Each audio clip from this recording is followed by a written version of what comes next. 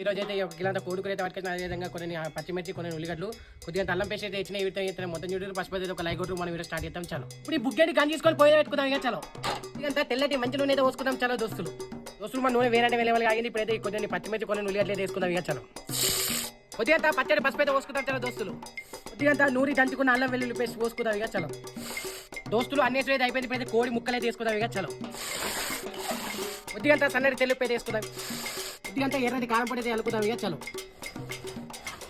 దోస్తులు. మన కారం పొడి అయితే వేరే వెళ్ళి వేగింది. ఇప్పుడైతే ఒక లీటర్ నీళ్ళు పోసుకుని ఒక 20 నిమిషాలు మంచిగా ఉడకబెట్టుకుందాం ఇక చాలు దోస్తులు. మన కూర అయితే దగ్గరకు వచ్చినట్టు ఇప్పుడు గరం మసాలా పోసుకొని దిట్టుకొని టేస్ట్ ఎట్టుందో చూసి ఎత్తిగా చాలు దోస్తులు. మన స్పెషల్ తెలంగాణ చికెన్ కర్రీ అయితే రెడీ అయిపోయింది. ఇప్పుడు తిని టేస్ట్ ఎట్టుందో చూసి ఎత్తిగా చాలు